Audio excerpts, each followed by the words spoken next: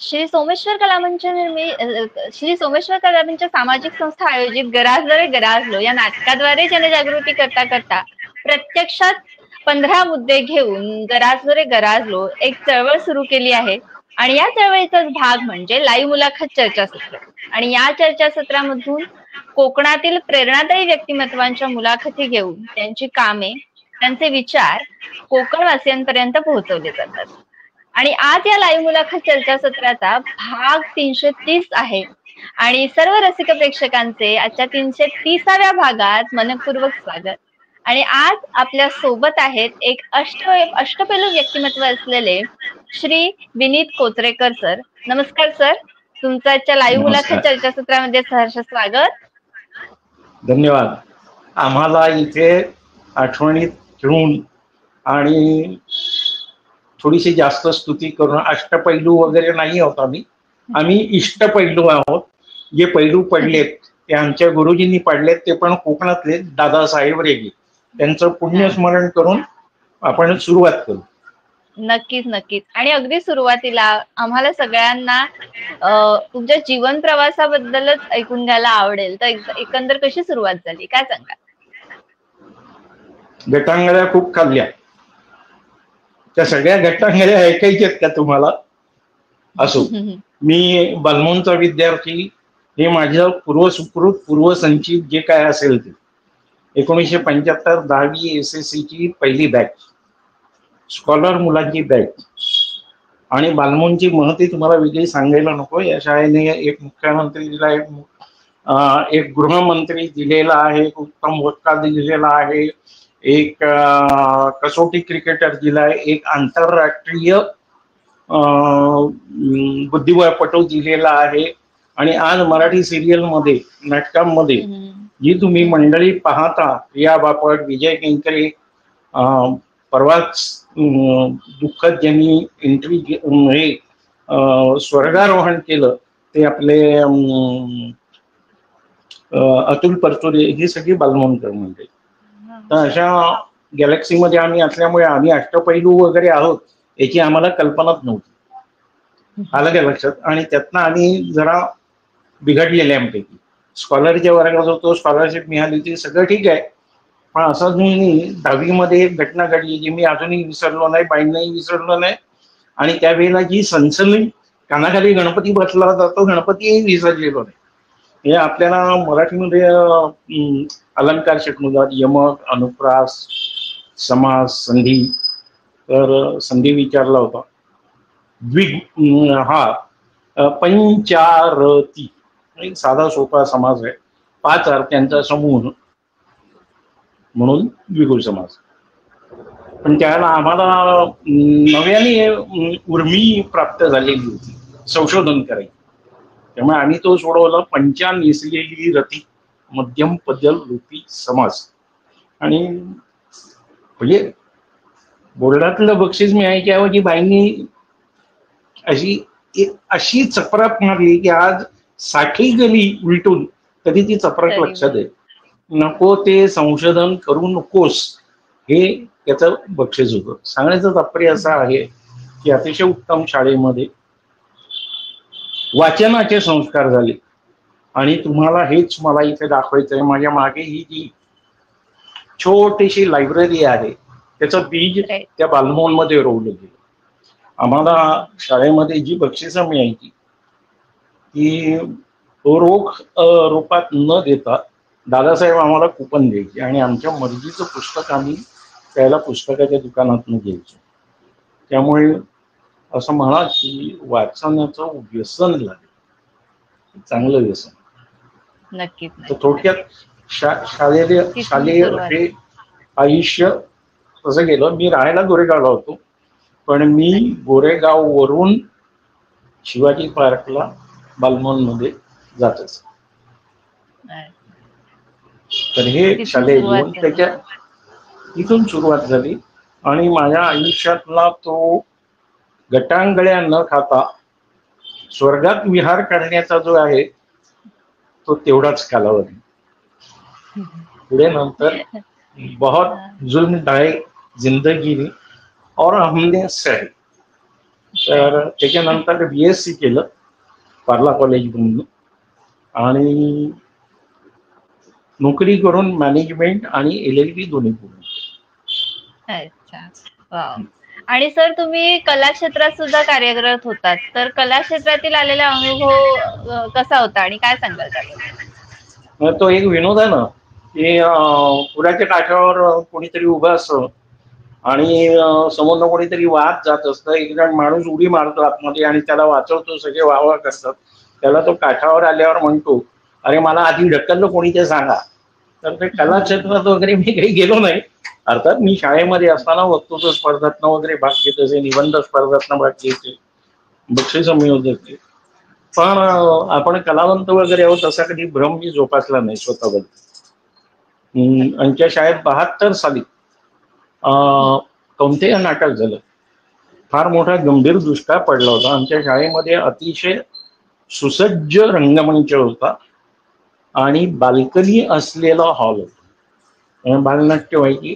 पूर्ण 3 अंकी विवा शिरवाडकरांचं म्हणजे कुसुमाग्रजांचं कौंतेय नाटक आम्ही केलं आणि त्याच्यामध्ये संदीप पाटीलच्या सौभाग्यवती माझ्याबरोबर नाटकामध्ये काम करायला होतं.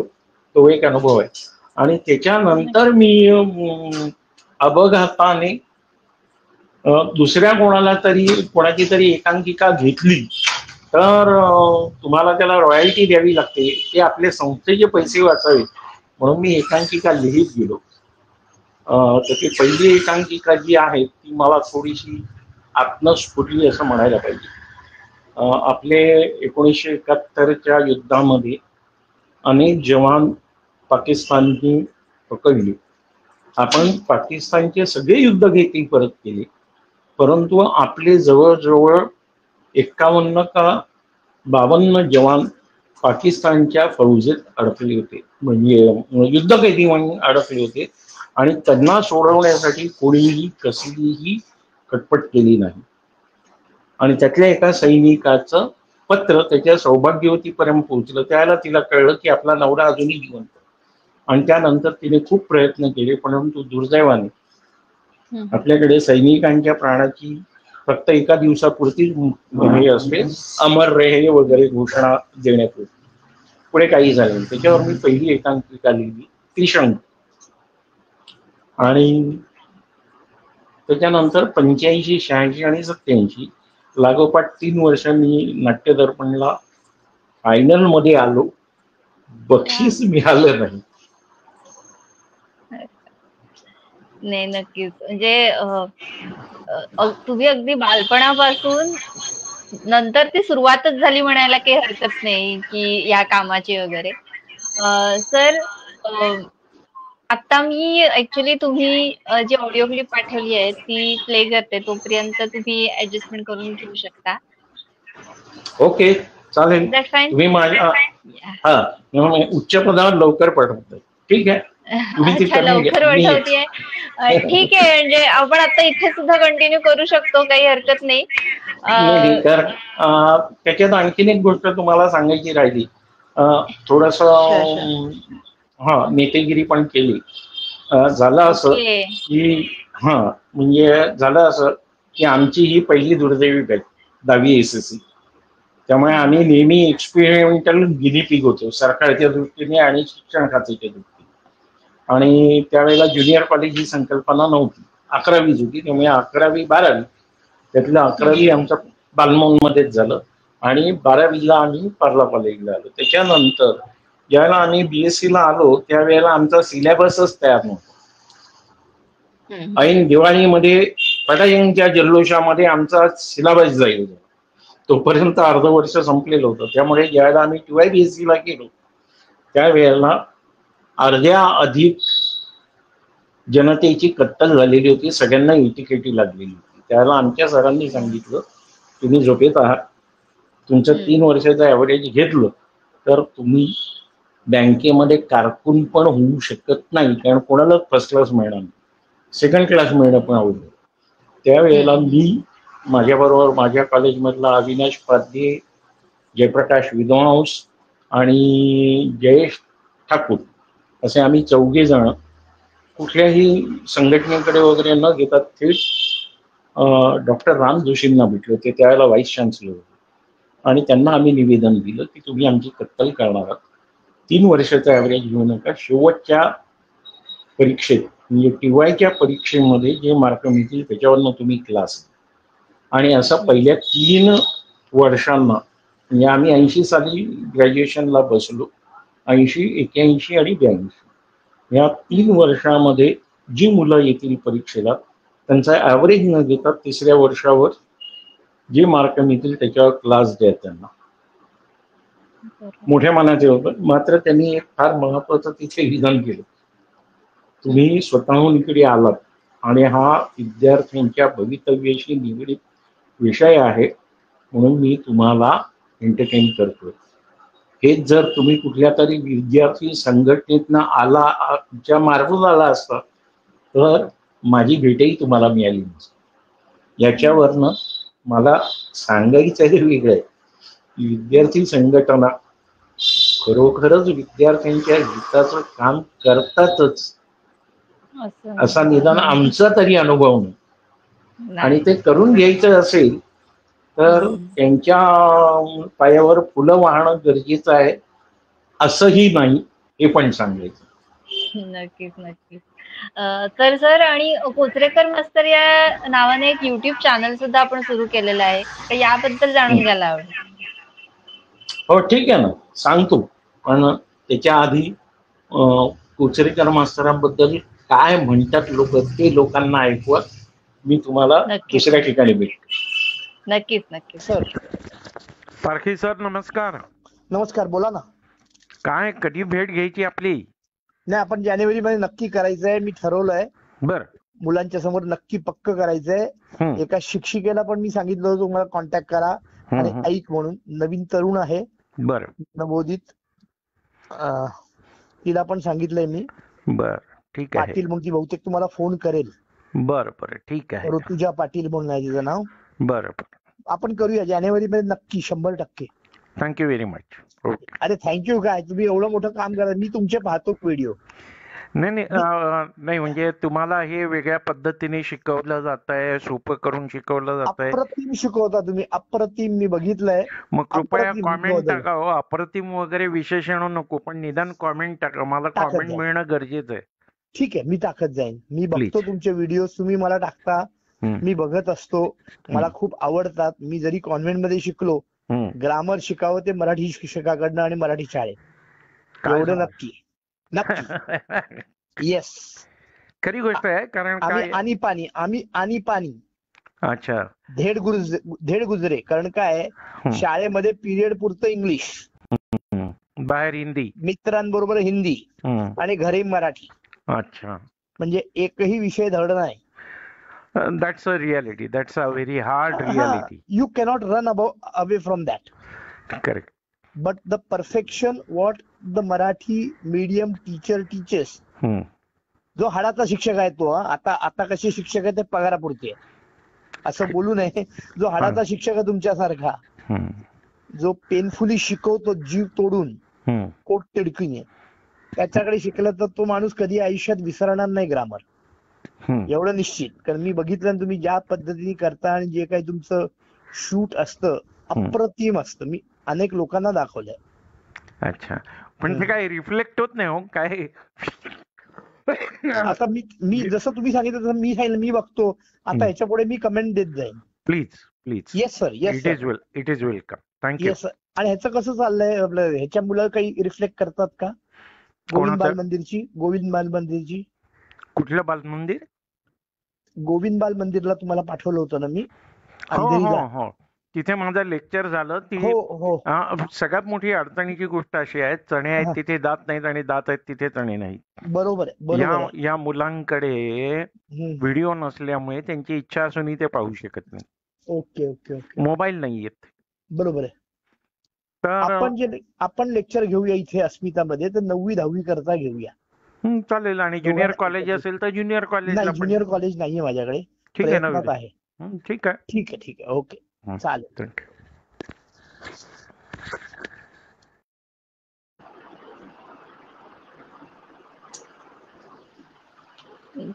तर ही ऑडिओ क्लिप होती. तर सर ऍक्च्युली ऑडिओ क्लिप बद्दल सुद्धा आणि कोचरेकर मास्तर या युट्यूब चॅनल बद्दल सुद्धा नक्कीच ऐकायला आवडेल. हा, मला याच्या आधी लोकांनी बरंच काही ऐकवलं म्हणून हे घडलं. तर ते सगळं ऐकवतं. आपली मालवणी माणसं महा हुशार असतात. माझं गाव वेंगुर्ला आणि मालवणच्या मधलं मापणवरनं आतमध्ये गेल्यानंतर तेंडोली नंतरचं कोचरं. आमचे दादासाहेब रे बालमोहनचे ते पण कोचऱ्याचे. तर मी गावामध्ये दरवर्षी 2 दिवसासाठी जातो, त्या पलीकडे राहत नाही. आणि तिथे गेल्यानंतर तिथल्या शिक्षकांची, माझ्या पुतण्यांची, त्यांच्या मित्रांची आणि भावांची बोलल्यानंतर लक्षात येतं की यांची अवस्था फार बिकडे, काही येत नाही यांना इंग्रजी, यांचं पुढच्या आयुष्यात फार भजी होणार. तर मी दरवेळेला आपला भावाला सांगतो, यांचा कसा जाता लागेल, हा यांचा काही येणार नाही. तर 2-3 वेळा भावाने ऐकून घेतला आणि मग मालवणी एक टण्णू दिला.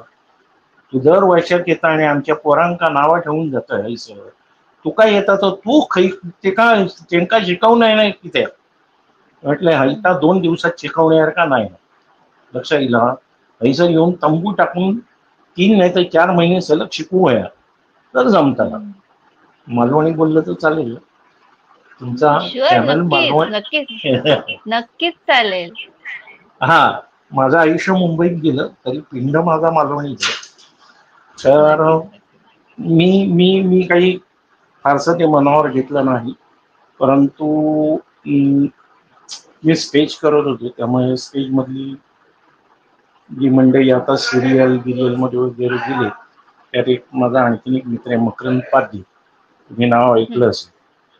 आता जो यांच्यावर सिनेमा आला धर्मवीर, त्याच्यामध्ये बाळासाहेबांची भूमिका केली तो मकरंद पाध्ये. मकरंद पाध्येने मला याच्यामध्ये ढकललं म्हणण्यापेक्षा त्याने माझ्याकरता एक उत्तम सिनेमॅटोग्राफर आणि एडिटर यांची व्यवस्था केली. त्याचं नाव आहे धीरज टाकले. अतिशय प्रेमळ माणूस आहे. आट्टा ढिल्ला आहे पण आहे प्रेमळ. आणि व्हिडिओ बनवले आम्ही. पुढे काय करायचं माहिती नाही. माझ्या डोक्यामध्ये अशी कल्पना होती की शाळा सुटल्यानंतर विद्यार्थ्यांच्या पुढे तसे व्हिडिओ करायचे, हे बघा हे याचा शिकवतो, तुम्हाला पाहिजे तर बघा, नाहीतर हे कंसातलं वाक्य झक मारा, हे कंसातलं वाक्य. पण विद्यार्थ्यांना बघायचं असलं बघ. तसं काही प्रॅक्टिकली शक्य नव्हतं. मी कोकणात गेल्यानंतर, कोकणात तर सगळेच गुरु, म्हणजे सगळ्या मालवणी माणसांचा आवडता वाक्प्रचार, 1 लाईनर, हो माका काय शिकवतलो, हे त्यांनी आमच्या तोंडावरही टाकलं. हे शाळेत गेल्यानंतर तुम्ही शिक्षक नव्हता, मी हे होतो. दिसतंय का? हो दिसतंय, बऱ्यापैकी दिसतंय. थोडं वरच्या साईडला गेलं तर दिसेल. दिसतंय वरच्या साईड अजून नाही हात दिसतोय. ते लिहिलंय काय ते दिसतंय? नाही. 20 years of experience. हा, थोडक्यात हे तर दिसलं. क्विक न्यूज एवढं तर दिसलं. क्विक न्यूज दिसलं म्हणजे मी अंदाज लावला, म्हणजे वरतून मगाशी दिसलं. आता थोडक्यात तुम्हाला सांगतो, शुद्ध मराठीत सांगायचं तर मी टायरचा मोची. म्हणजे काय, टायर घेतल्यानंतर आपल्या चपलीची खोड घेण्यानंतर आपण नवीन खोड बसवतो, नवीन दुसरी चप्पल घ्यायला जात नाही. हल्ली सगळेच श्रीमंत आल्यात, त्याची गोष्ट वेगळी. आमचा अनुभव सांगतो की चपलीची खोड घेतली तर आपण नवीन बसवून घेतो किंवा नवीन सोल लावतो. तसं टायर जुना झाला, 50,000 किलोमीटर वगैरे चालला की त्याच्यावर वरती रबरी धाव लावली जाते. त्याला रिमोल्डिंग किंवा रिट्रेडिंग असं म्हणतात. ते रिट्रेडिंगला लागणारं मटेरियल मी बनवायचो आणि त्यावेळेला अभिमानाने सांगतो, अखिल भारतीय पातळीवर हा तो मालवणी माणूस एकटोच रिमोल्डिंगच्या धंद्यात होतो. पण आमचा सत्कार वगैरे कोणी काही केला नाही, कारण लोकांना माहितीच नाही. रिमोल्डिंगही माहिती नाही आणि रिट्रेडिंगही माहिती नाही. तर थोडक्यात मी होता टायरचे मूच. हा तेच. तर तुम्ही टायरचे मुची होतात, तुम्ही कधी शिक्षक म्हणून शिकवलं नाही, मग हे तुम्ही शिकवतालास काय, हा मूलभूत प्रश्न. आणि त्याला आणखीन एक पुरवणी होती, आम्ही शिकवतोच, पुस्तक असत, शिक्षक असत, आणि ते पण इंग्लिश शिकतात, म्हणजे तुम्ही नक्की म्हणजे काय पाडणार हे कंसातलं जातं. तर म्हटलं ठीक आहे, तुम्ही एक लेक्चर ठेवा आमचं. तर माझं पहिलं लेक्चर झालं पाठ हायस्कूल इथे. खानोलकर म्हणून त्यांचे ट्रस्टी आहेत, ते होते, शिक्षक होते, विद्यार्थी होते, पालक होते. आणि as the Almighty had desired, it was a thumping success. आवडलं ते लोकांना. मग त्याच्यानंतर टोपियाला हायस्कूल मालवण, तिथे पण शिक्षक होते, पालक होते, सगळे काही होतं, त्यांनाही ते आवडलं. त्याच्यानंतर कुडाळ हायस्कूल, त्याच्यानंतर सातेरी देवी हायस्कूल वेतोळी, अशी सगळी कोकणातली मुलुकगिरी केल्यानंतर माझ्या डोक्यात उजेड पडला. त्या मालवणी माणसांनी आपली परीक्षा घेतली आणि आपले बऱ्यापैकी मार्क पडले. आपण त्या काटावर पास जाऊ नाही, 90% तरी मिळालेले असत. मग आपण स्वतःहून जाऊन की त्या विचारूचा नाही लोकांका. म्हणून मग मुंबईत आल्यानंतर मी अनेक शाळांमध्ये गेलो. काही लोकांनी त्वरित सांगितलं की ठीक आहे, तुम्ही एक लेक्चर घ्या म्हणून. काही लोकांनी दरवाज्यातनं फुटवलं. बाय, माझा चेहरा म्हणजे एवढा काही आकर्षक वगैरे नाहीये, त्यामुळे कदाचित बघितले काय दिलं म्हणून त्यांनी फुटवलं. पण असं असतं नाही, जवळजवळ 40 शाळा आणि 12 ज्युनियर कॉलेजेस, या सगळ्यांकडे माझी लेक्चर झाली. एका लेक्चरमध्ये इंग्रजी शिकून होत नाही, पण समोर बसलेली जी विद्यार्थी आहेत त्यांचा वकूफ काय, ती कुठल्या स्तरातली, याचा अंदाज घेऊन मी प्रत्येक ठिकाणी वेगवेगळं लेक्चर घेतलं आणि मुलांना दाखवून दिलं की तुम्ही जे शाळेत, वर्गात आणि पुस्तकात जे इंग्रजी शिकता ते बाहेरच्या जगामध्ये अपुरं आहे. तुम्हाला पूर्ण इंग्रजी शिकण्यासाठी बरेच बारकावे आणि पुढे शिकणं गरजेचं आहे. ते जोपर्यंत होत नाही तोपर्यंत लोकांच्या मनामध्ये भ्रम असतो. इंग्रजी माध्यमातल्या मुलांच्या डोक्यात आणखीन भ्रम असतो, I know English man, what are you going to teach me, हा जो प्रकार आहे त्याच्यामुळे जे मूलभूत इंग्रजी आहे आणि जे इंग्रजी तुम्हाला स्पर्धा परीक्षेमध्ये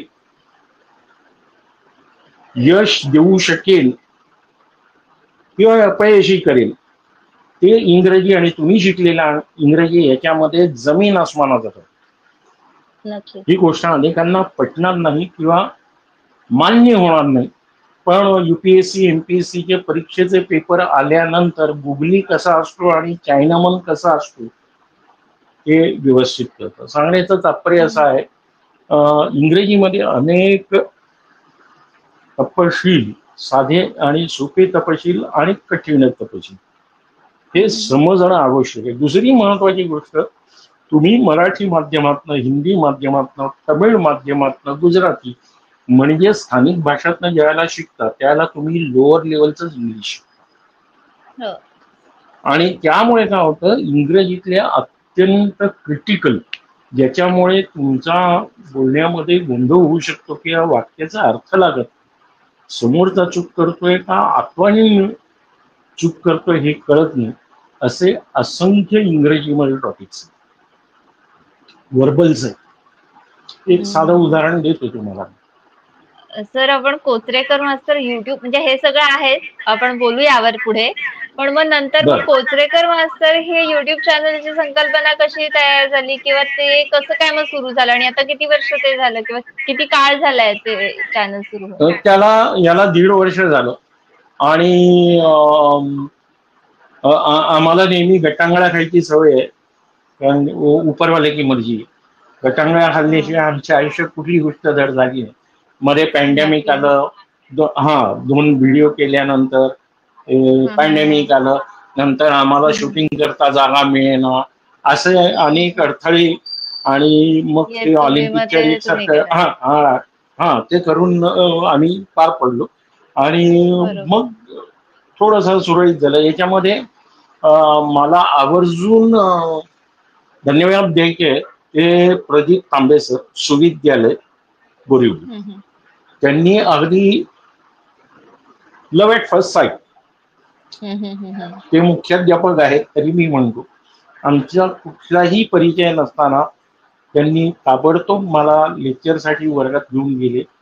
9वीचे 2 वर्ग 10वीच्या वर्गांना दिलं, आणि त्याच्यानंतर कुठलाही बाऊ न करता, प्रेस्टिज इश्यू न करता त्यांच्या शाळेमध्ये आम्हाला शूटिंग करण्याची परवानगी दिली. म्हणून कोचरेकर मास्टर जे चालू आहे हे सुविद्यालयाचे तांबे सर असं आहे. नक्कीच नक्कीच. बरं, आता मी तुम्हाला मी सुद्धा थोडे ओव्हरलुक घेतलाय, आणि नक्कीच ते पाहण्यासारखं आहे, शिकण्यासारखं भरपूर आहे त्या चॅनलवर. तर नक्कीच मी प्रेक्षकांना सुद्धा आवाहन करेन की नक्कीच तुम्ही त्या चॅनलवरती जाऊन बघा की व्हिडिओज आणि कंटेंट कशा पद्धतीचा आहे, आणि इझी लँग्वेज मध्ये कसं शिकता येईल इंग्रजी. एक महत्वाची मला आता सूचना करणे, कारण बराच काळ गेलेला आहे, 74 भाग झालेले, 330 पर्यंत भाग येणार आहे.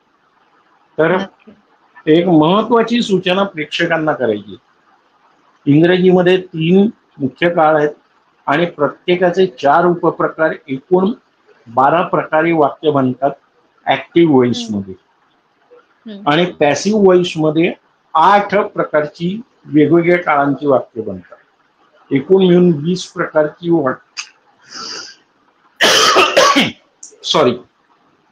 नीट लिहिता येणं, न चुकता, निर्दोषपणे, हा इंग्रजीचा पाया आहे, कळस, इमारत वगैरे नंतर. तर यातला प्रत्येक उपप्रकार मी शिकवलाय. उदाहरणार्थ साधा वर्तमान काळ, चालू भूतकाळ. तर साध्या वर्तमान काळावर मी 6 व्हिडिओ केलेत किंवा 5 केलेत, ते सलग बघा. साधा वर्तमान काळ समजून घ्या.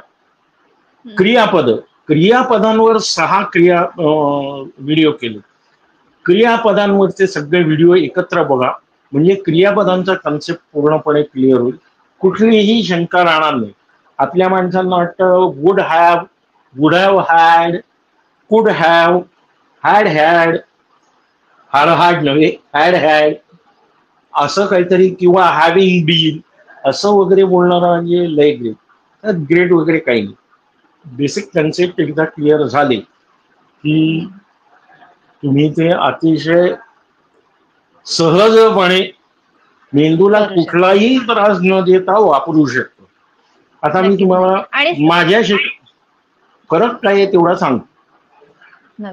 हा, बरं, तुमचा प्रश्न आधी तुम्ही पण बोललं पाहिजे.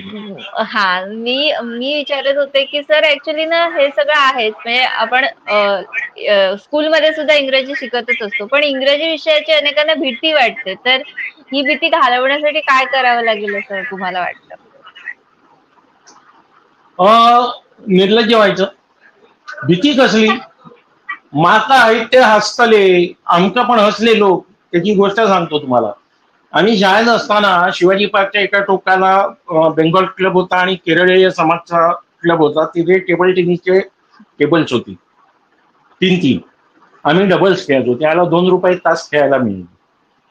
तर शनिवारी शाळा लवकर सुटायची, मग आम्ही तिथे पैसे काढायचो सगळे आणि टेबल टेनिस खेळायचो. एकदा काय झालं, त्याला आम्ही घोडे होतो, म्हणजे मराठीमध्ये जसं म्हणतात 9वी 10वीतले वय वर्षे 15-16च्या आजूबाजूला आम्ही टेबल टेनिस खेळत होतो. दुपारचे 3:30 वाजले होते आणि देशी इंग्रज आले. म्हणजे कोण? तर जिथे अंबानीची, अमिताभ बच्चनचा मुलगा वगैरे, सुनील गावस्करचा मुलगा शिकतो, ते केम्ब्रिज स्कूलची मुलं आली.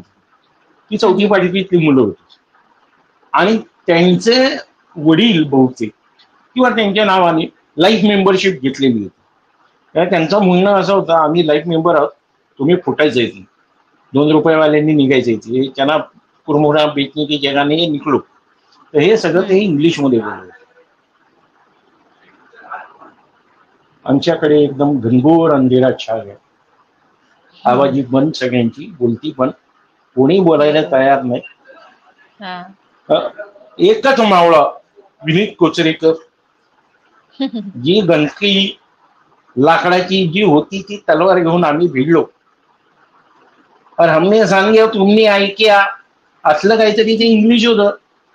सगळ्यांची करमणूक. त्या चौथीतल्या पोरांनी माझ्या भरपूर फिरक्यात आणल्या आणि त्याच्या पलीकडे पुढची 6 महिने शाळेमध्ये माझ्या मित्रांनी माझ्या फिरक्यात आणल्या.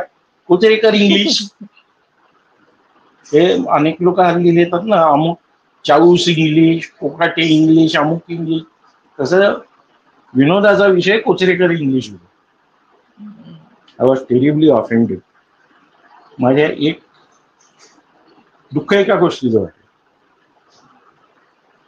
इंग्रजी ही परकी भाषा आहे, ती आली पाहिजे असा आग्रह का? संस्कृत येत नाही त्याची लाज वाटत नाही. आणि म्हणून आमच्या कोचरेकर मातृचं ब्रीद वाक्य आहे, इंग्रजी शिका पण इंग्रज होऊ नका. आणि मग मी स्वतंत्रपणे वेगवेगळी पुस्तकं घेऊन, UPSCच्या परीक्षेच्या तयारीला लागणारी पुस्तकं घेऊन इंग्रजीचा घरच्या घरी स्वतः स्वयं अध्ययन केलं. आणि रिझल्ट इज, आज मी शिकवण्याचं धाडस करतोय लोकांना.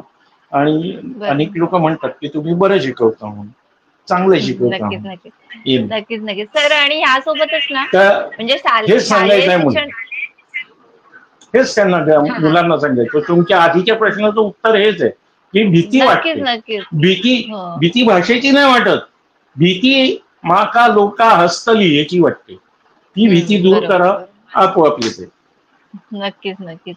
आणि सर, शालेय शिक्षणासोबत अन्य नक्की कोणतं शिक्षण घ्यायला हवं असं तुम्हाला वाटतं मुलांनी विशेष करून?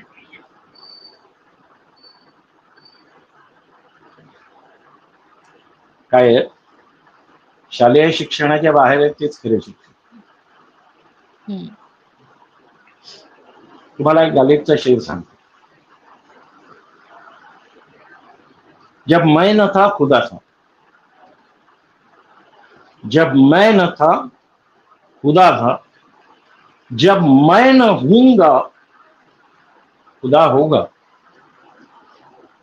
डुबोया मुझको होने ने, डुबोया मुझको होने ने, अगर मैं न होता तो क्या होता. या शेरचे 2 अर्थ आहेत. एक उघड अर्थ असा, मी नव्हतो त्यावेळेला देव होता सर्वशक्तिमान, मी नसेन त्याही वेळेला तो असणार आहे. त्यामुळे मी असलो काय नसलो काय, काय जगात फरक पडतो. त्याच्यातला दुसरा छुपा अर्थ आहे, तो फार वेगळा आहे. आणि ते तुमच्या प्रश्नाचं उत्तर आहे. आधी देव होता, मी नव्हतो. मी नसेन त्यावेळेलाही देव असेल. पण मी नसेन तर शायरी कोण करेल, हा त्या शेराचा अर्थ आहे.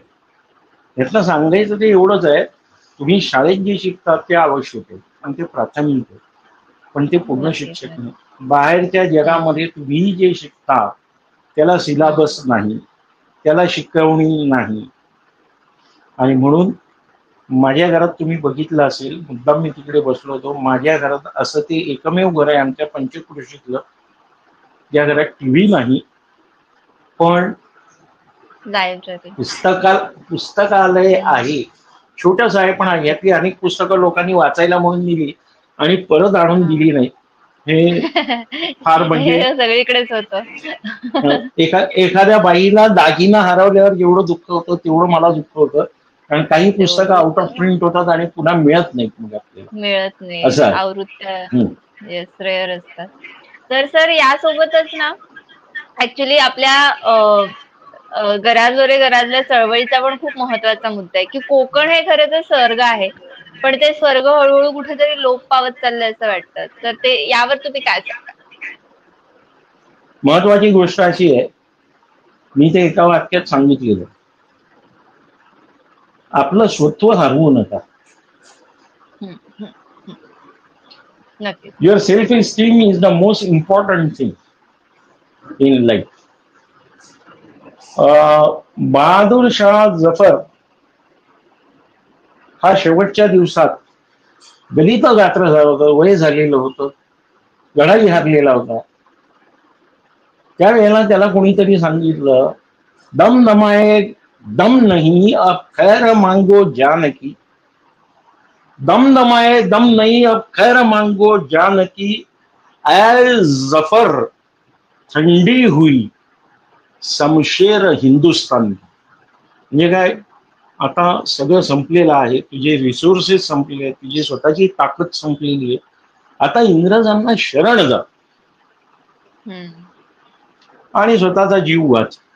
त्याला बहादूर शाह जफरने दिलेलं उत्तर जे आहे ते आपल्या कोकणी माणसांनी, बहादूर शाह जफर आहे म्हणून ते टाळू नका, दुर्लक्ष करू नका, पण ते लक्षात ठेवणं. गाजियों में बू रहेगी जब तलक ईमान की, गाजियों में बू रहेगी जब तलक ईमान की, तब तो तख्त लंदन तक चलेगी शमशेर हिंदुस्तान की. गाजी या शब्दाला उर्दूमध्ये, फारसीमध्ये एक विशिष्ट अर्थ आहे. धर्मरक्षणासाठी जो शहीद होतो तो गाजी. पण इथे गाजी म्हणजे सैनिक असा आपण अर्थ घ्यायचा. बू म्हणजे सुगंध, खुशबू. तुमच्यामध्ये जर निष्ठा असेल, प्रामाणिकपणा असेल, ईमान की बू अगर रहेगी तो तख्त लंदन तक, लंडनच्या तख्तापर्यंत, लंडनच्या सिंहासनापर्यंत हिंदुस्थानची शमशेर तळपत राहील. तर कोकणी माणसांनी आपलं स्वत्व जपायचं, आपल्या जमिनी जपायच्या, आपण मालवणी आहोत याचा अभिमान ठेवायचा आहे. आणि त्याच्यातली आणखीन एक गोष्ट तुम्ही पण करायची आहे. तुम्हाला तुमचं स्वत्व जपायचं असेल तर कपाळाला कुंकू लावलं पाहिजे, पंजाबी ड्रेस किंवा साडी नेसली पाहिजे. तुम्ही ह्या सगळ्या मुली, आणि आज जे प्रसिद्धीला जे महत्व मिळाले आहे त्याच्यामुळे आपण आपल्या मूळ परंपरा, ज्यांच्यामध्ये घनशास्त्र आहे, अर्थ आहे, तो समजून न घेता आधुनिकतेच्या नावाने बाडक्या लोकांसारखे वावरतो. त्यामुळे आपल्याला स्वतःच महत्व कमी होतं याची जाणीव दिली. आणि हे सगळीकडे होत असल्यामुळे पण काय करू की आज आम्ही कधी कधी म्हणजे ह्या गोष्टी, संस्कृती जपणं ही खूप महत्वाची गोष्ट आहे. बट मुलींचं काम आणि त्यांचं कर्तृत्व सुद्धा बघितलं आणि तितकंच वाखाणलं गेलं पाहिजे. कारण का आपल्या संस्थेचा सुद्धा हा एक महत्वाचा मुद्दा आहे, महिला सक्षमीकरण. आणि खूप सुंदर सुंदर आणि चांगलं चांगलं कोकणामध्ये काम करणाऱ्या महिला आहेत. अभिनंदन. आणि आमच्या घरात तर मला अजून एक गोष्ट बोलायचं होतं की आपल्याकडे वेळेचं बंधन आहे, त्यामुळे मी मध्येच तुम्हाला थांबवते, माफ करा. तर सर, ऍक्च्युली आपल्या हा सुद्धा एक महत्वाचा मुद्दा आहे, तो म्हणजे आपल्या माणसाने आपल्या माणसाकडूनच खरेदी विक्री केली पाहिजे आणि त्यामुळे आपली आर्थिक नाडी आपल्या हातात राहील. तर यावर तुमचं मत काय? अगदी 100%. मी माझं वैयक्तिक उदाहरण देतो. मी व्यवसायामध्ये अडचणीत येण्याचं कारण, मी आता जे क्विक पॅच सांगितले ते पॅचेस म्हणजे टायर आणि ट्यूबला पंक्चर झाल्यानंतर लावायचे पॅचेस होते. हे पॅचेस टीव्ही सुंदरम ही दक्षिणेची कंपनी बनवायची आणि त्याचं डिस्ट्रीब्युशन माझ्याकडे होतं. माझी स्वतःची फॅक्टरी कळंबोलीला होती. त्याच्यामध्ये मी टायर रिमोल्डिंगला लागणारं इतर मटेरियल बनवत होतो. This was a relatively new concept. त्याचं डिस्ट्रीब्युशन माझ्याकडे होतं, ट्यूब पॅचेस आणि टायर पॅचेस. या कंपनीला अगदी स्वच्छ शब्दात सांगायचं झालं तर त्यांना टीव्हीएस कंपनीचं कधीही जर बघितलं तुम्ही, लुकास टीव्हीएस म्हणा किंवा टीव्हीएस बॅटरीज म्हणा, इतर काही product, you will always find a dealer who is a Tamilian.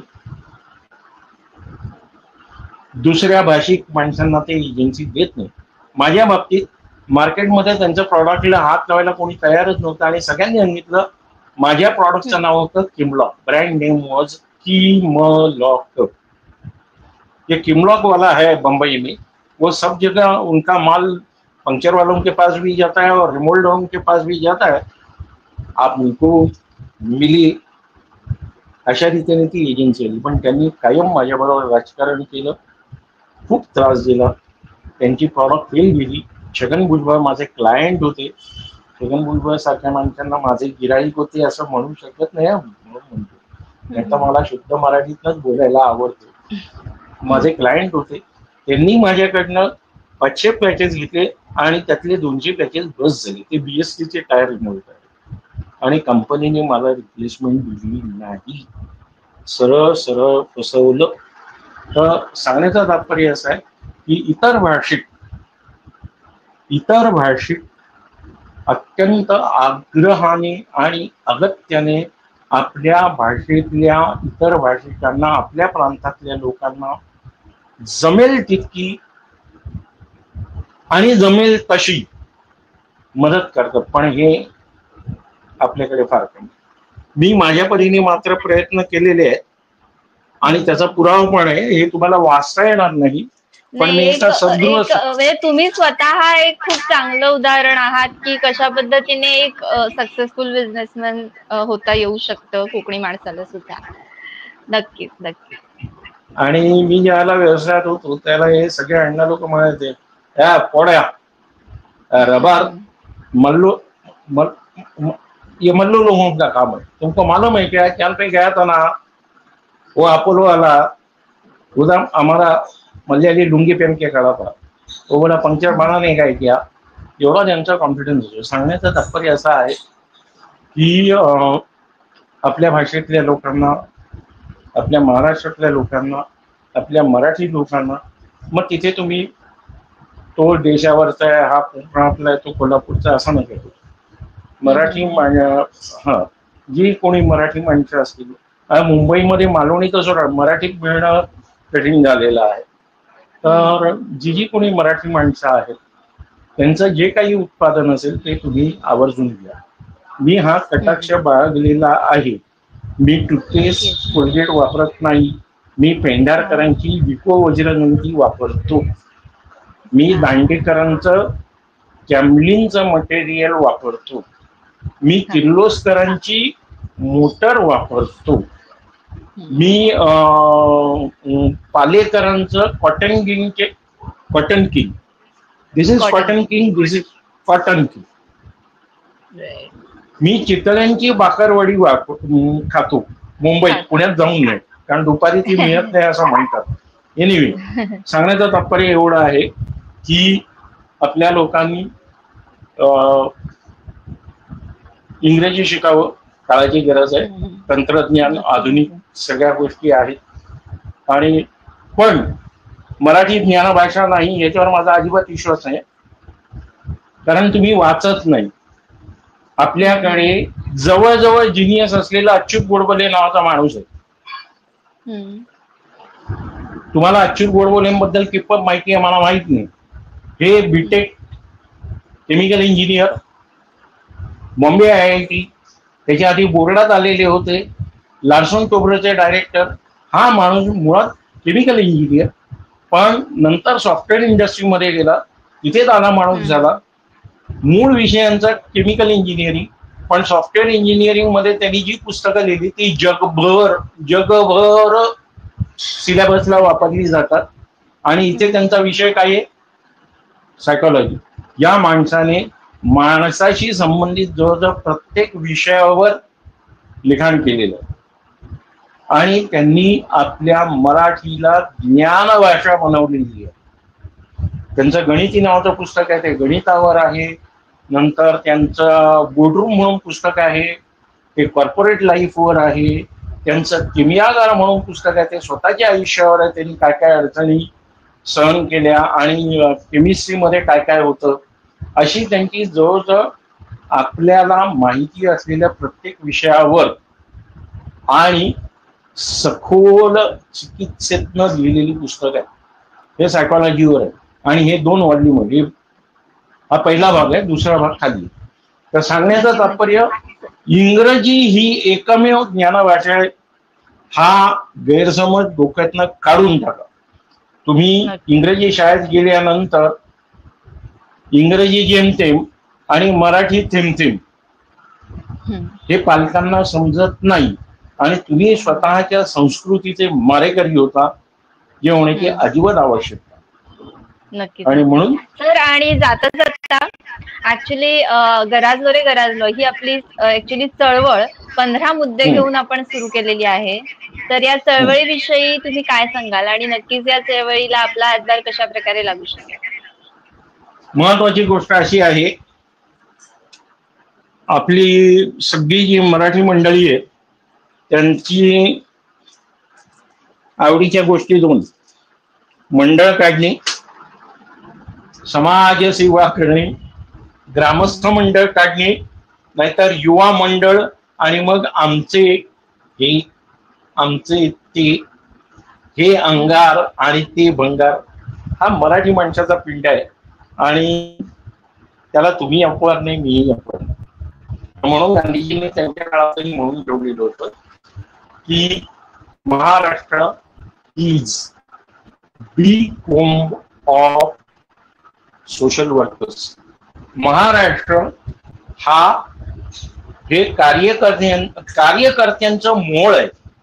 आणि गांधीजींचे सगळे गुरुजी मराठी, शिष्य मराठी, आणि पहिला जो त्यांचा स्वयंसेवक होता मिठाच्या सत्याग्रहात तो पण मराठी, विनोबाजी भावे. तर या गोष्टी केल्या पाहिजेत.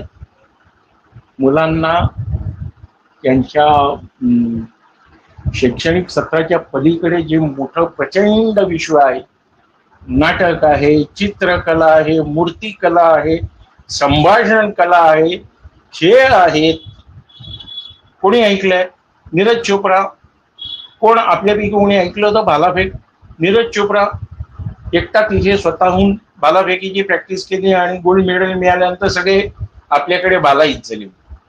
सांगण्याचा तात्पर्य, तुकार प्रसिद्धीच्या मागे लागू नका. आणि अत्यंत महत्वाची गोष्ट, क्रिकेट ही अफूची गोळी आजच्या तारखेला. आपले खरे हिरो हे सीमेवर आहे, त्यांची आठवण कोणालाही येत नाही. फक्त 15 ऑगस्ट आणि 26 जानेवारी या दोनची अय वतन तेरे लिए म्हटले की 1-2 मिनिटापुरता कंठ दाटून येतो आणि तो दाटून आला की सगळ्यांना देशभक्तीची पावती मिळते. पण ज्यावेळेला तुम्ही ज्याला इतके कोटी मिळाले, ज्याला इतके कोटी मिळाले, त्याला इतके कोटी मिळाले म्हणून चेहऱ्यावर रंगापासून ते नकली देशभक्ती ग्राउंडवर किंवा मैदानावर दाखवतात, त्याला लक्षात ठेवा, हे तुम्ही करू शकत असता. कारण योगेंद्र सिंग यादव तिथे मरत असतो, बाना सिंग बर्फाच्या खाली 15 फूट जाऊन समोरच्या चौकीवर हे करत असतो. क्रिकेटर्सची नावं आणि त्यांच्यासाठी गर्दी करणाऱ्यांना परमवीर चक्र विजेत्या एका माणसाचं तरी, एका सैनिकाचं तरी नाव सांगता येईल. पहिलं परमवीर चक्र कोणाला मिळालं तर सांगता येईल. आपल्याकडे असा माणूस आहे ज्याने स्वतःच्या हाताने स्वतःचा पाय खोकरीने तोडून घेतला, गँग्रीन होऊ नये, आणि नंतर अर्थात अपंग झाल्यामुळे त्यांना मिलिटरीतनं डिस्चार्ज मिळाला. त्यांनी जयपूर बूट लावून मॅरेथॉन जिंकली आणि पुन्हा ते आर्मीमध्ये त्यांना कमिशन मिळालं. हे आर्मीतलं एकमेव उदाहरण. एवढं प्रचंड सहनशक्ती, प्रचंड आत्मविश्वास आणि प्रचंड जिद्द असणारे खरे हिरो आहेत. पण ह्यांच्याबद्दल कोणालाही काही ऐकावं असं वाटत नाही, जाणून घ्यावं असं वाटत नाही. त्याला मला एकच प्रश्न विचारायचा, do we deserve our army? आपल्या जवानांना आपण लायक आहोत? आपली लायकी आहे का त्या जवानांनी त्यांचं प्राण पणाला लावणे? आपली लायकी नाही. तर देशभक्तीसाठी फार मोठं तुम्ही जाऊन गोळ्या खा असं नाही म्हणायचं, पण किमान कृतज्ञता बुद्धी, सौफेर वाचन याच्यामुळे खरं काय आणि नकली काय हा निरक्षरा विवेक तुम्ही शिकवायला पाहिजे, जो फक्त पुस्तकात नाही येत नाही, अनुभवात. नक्कीच सर, खूप छान मार्गदर्शन लाभलं.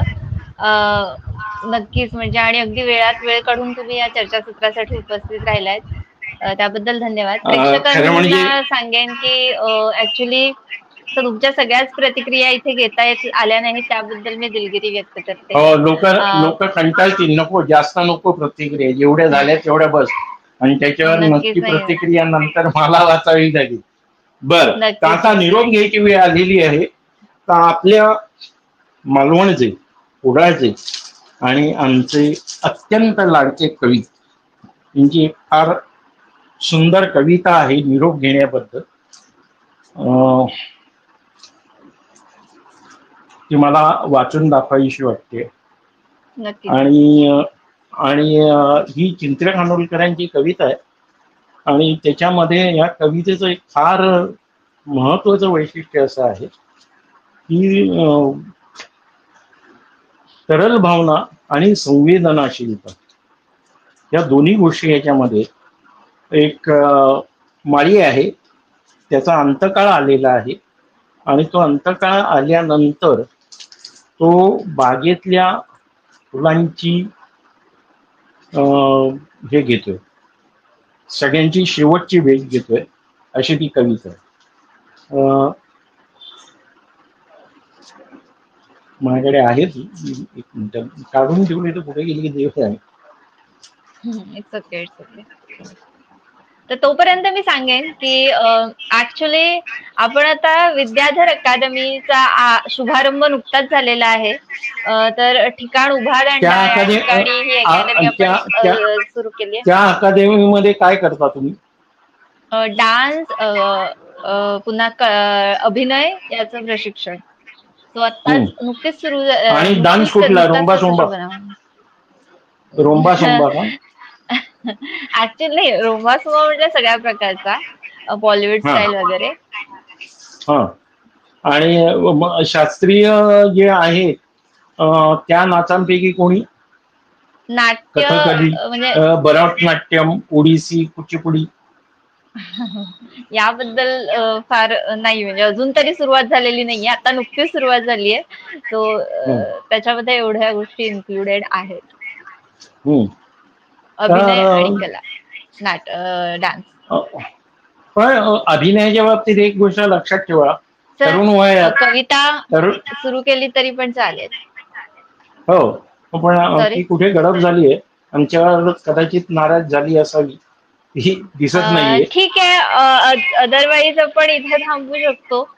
तुम्ही मला जसं सांगितलं तर आपण नक्कीच सापडते की कसं. ठीक आहे, नाही सापडत आहे, आणि म्हणजे काही हरकत नाही. नाही, काही हरकत नाही. तर प्रेक्षकांना सांगेन की जर तुमच्यापैकी कुणाकडे एखादा कोकणाशी रिलेटेड मुद्दा असेल तर तुम्ही तो आमच्याकडे नक्की पोहोचवू शकता पुराव्यानिशी. एकच आणखी कविता कशासाठी, तर कविता तुमचा जगण्याचा भाग असला पाहिजे. इथे माझ्याकडे अनेक हे आहेत, हे तुम्हाला बघता येते का बघा. नक्कीच. ही संजीवनी बोटीलांची कविता आहे. दाराशी पोरक गोजीर बाळ, रडत असावं तसं अनवृत सुख अनेकदा येत आयुष्यात, उचलावं तर ते आपलं नसल्याचं भय, आणि पाठ फिरवावी तर त्याच्या मोहमुठीत अडकलेला पदर. कविता तुमच्या मनातली हिरवळ जागी ठेवते. बाहेरचं जे वृक्षपण आहे, कोरडा व्यवहार आहे, तिथे तुम्हाला संवेदनाशीलता तुमच्या मनाची, वृत्तीची आणि जगण्याची ठेवायला मदत होते. त्याला कवितेच्या संपर्कात राहा. इंग्रजी शिका, इंग्रज होऊ नका, कविता जरूर वाचा आणि वाचन चालू. आउट ऑफ फोकस म्हणजे स्क्रीनच्या बाहेर गेलात. आता नक्कीच या म्हणजे आज अगदी म्हणजे खूपच सुंदर मार्गदर्शन आम्हाला लाभलं, आणि तुम्ही वेळात वेळ काढून आजच्या चर्चासत्रासाठी उपस्थित मी रिकाम टेकडा माणूस आहे. मी म्हणजे हे जे इतरांना वगैरे तुम्ही जे शाब्दिक फुलांचे वर्षाव वगैरे करता त्याची अजिबात गरज नाही. मी तसा बऱ्यापैकी रिकामा माणूस आहे आणि तुम्ही मला या ठिकाणी बोलवलं, आपल्या मातीतल्या माणसांशी संवाद साधण्याची संधी दिली, याबद्दल मी कोचरेकर मास्टर तर्फे विनीत कोचरेकर तुमचे आभार मानतो. धन्यवाद. धन्यवाद धन्यवाद सर. Thank you so much. तर प्रेक्षक हो, तुमच्याकडे काही मुद्दे असतील तर तुम्ही आमच्याकडे पुराव्यानिशी पाठवू शकता. नक्कीच आपण चर्चासत्राच्या माध्यमातून ते मुद्दे कोकणवासियांपर्यंत जास्तीत जास्त पोहोचवण्याचा प्रयत्न करू. आणि त्यासोबतच गराजलो रे गराजलो एक चळवळ हे आपलं युट्यूब चॅनल सुद्धा आहे, तर नक्कीच त्याला सुद्धा तुम्ही सपोर्ट करा. नक्कीच ते सुद्धा सबस्क्राईब करा. आज वेळेचं बंधन असल्यामुळे आज आपण इथेच थांबतोय, पण पुढील मुलाखत चर्चासत्र तोपर्यंत तुम्ही काळजी घ्या. पुन्हा भेटूया पुढील मुलाखत. पुन्हा मुलाखत घेण्याचा धाडस करणार नाही तुम्ही, हे मला नक्की माहिती. नाही, नक्कीच नाही. मी कंटिन्यू करेन, कारण का तेवढी जिद्द तेवढी आवड माझ्यामध्ये आहे, त्यामुळे नक्कीच मी कंटिन्यू करेन. आणि तुमच्याशी बोलून मुलाखत घेण्याचा धाडस पुन्हा करणार नाही एवढंच मला म्हणायचं. नाही नाही, असं काही नाहीये. धन्यवाद धन्यवाद धन्यवाद धन्यवाद आणि जय हिंद. जय हिंद. जय हिंद. धन्यवाद.